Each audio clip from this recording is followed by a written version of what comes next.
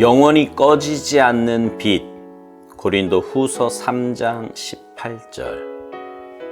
우리가 다 수건을 벗은 얼굴로 거울을 보는 것 같이 주의 영광을 보매.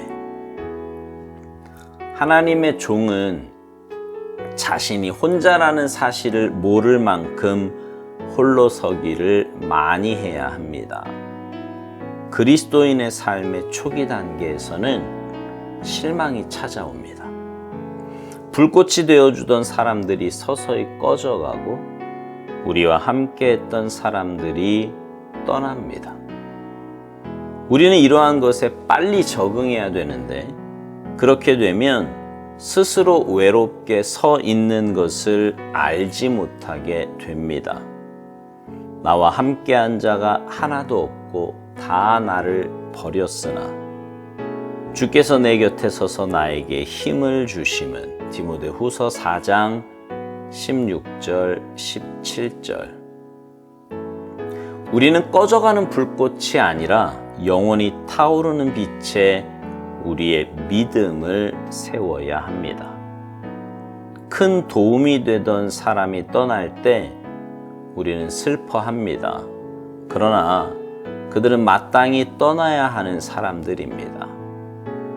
이때 우리에게 남은 일은 우리 자신을 위해 하나님의 얼굴을 바라보는 것입니다.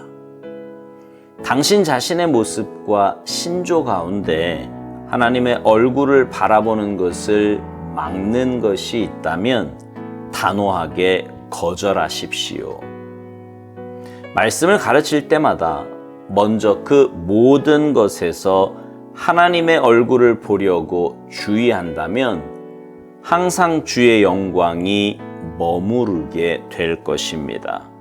사역자란 끊임없이 하나님의 얼굴을 보는 자들이요, 그 후 사람들에게 말하기 위해 나아가는 자들입니다. 그리스도를 위한 사역의 특성은 자신도 의식하지 못하는 영광이 자기에게 머물러 있는 것입니다. 모세는 자기가 여호와와 말하였으므로 말미암아 얼굴 피부에 광채가 나나 깨닫지 못하였더라. 출애굽기 34장 29절. 우리가 부름을 받은 이유는 우리의 의심을 나열하기 위함도 아니요, 하나님과 자신만 아는 개인적인 신앙 체험의 황홀함을 드러내기 위함도 아닙니다. 사역자의 삶의 비결은 언제나 하나님과 같은 마음을 유지하는 것입니다.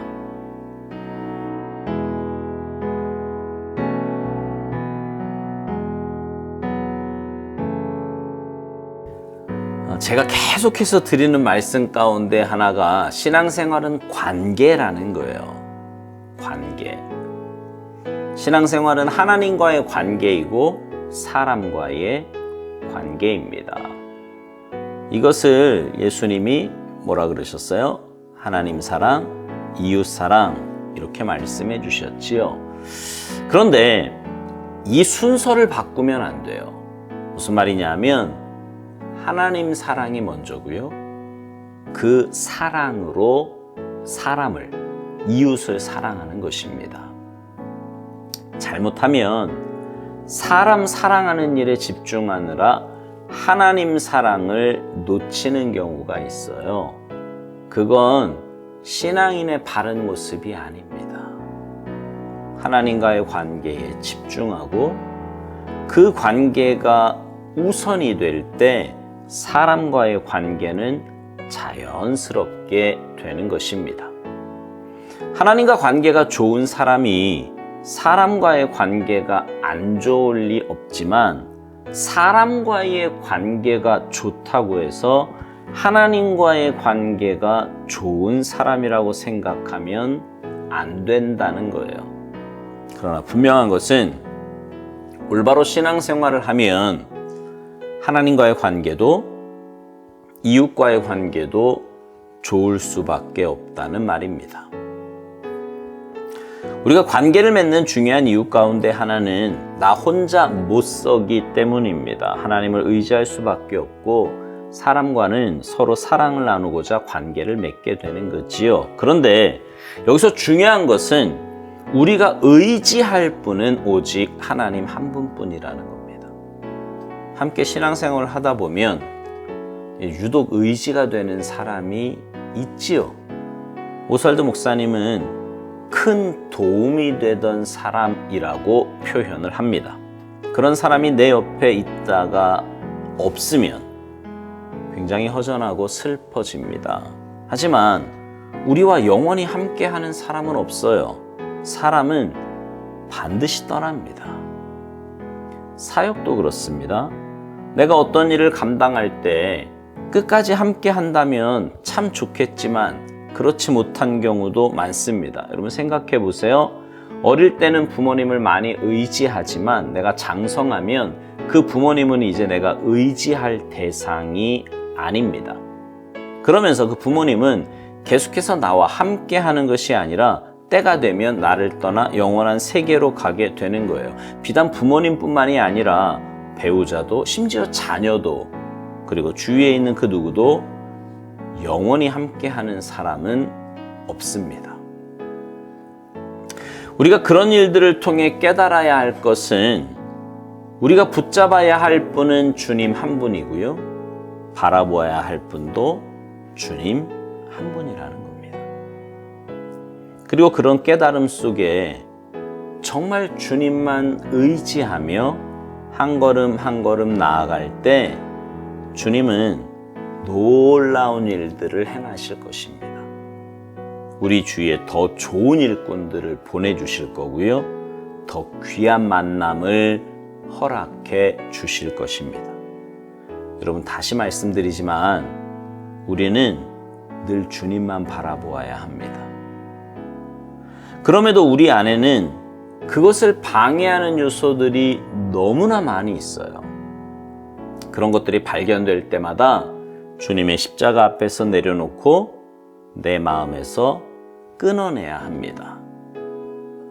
하나님보다 더 의지되는 것, 하나님보다 더 마음이 가는 것에 대해서는 그것이 사람이든 무엇이든 철저하게 거절하는 훈련을 해야 합니다. 그것이 훈련이 되면 오스왈드 목사님 표현대로 우리는 항상 주의 영광에 머무르게 될 것입니다. 주님의 크신 은혜가 함께하게 된다는 말이에요. 오스왈드 목사님은 사역자에 대해서 이렇게 정의를 내려요. 사역자란 끊임없이 하나님의 얼굴을 보는 자들이요. 그 후 사람들에게 말하기 위해 나아가는 자들이라고요. 그 사역자는 하나님과의 관계가 먼저이고 그 하나님과의 관계에서 받은 은혜와 사랑을 사람들에게 말하는 자라는 거예요.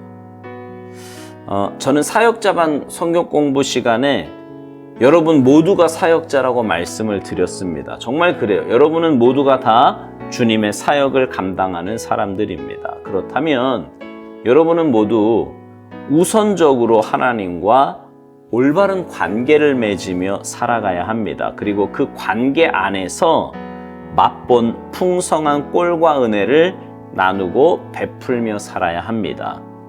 삶에서 그 은혜를 증거하며 살아야 한다 이 말이에요. 그럴 때 우리는 우리도 알지 못하는 사이에 하나님의 은혜와 영광 가운데 거하며 살게 될 것입니다. 마치 모세가 하나님의 산에 하나님과 함께 거하고 난 후에 자기도 모르게 얼굴에 그 피부에 광채가 났던 것처럼 말입니다. 마지막으로 오스왈드 목사님은 오늘 묵상에서 사역자의 삶의 비결에 대해서 이렇게 말합니다.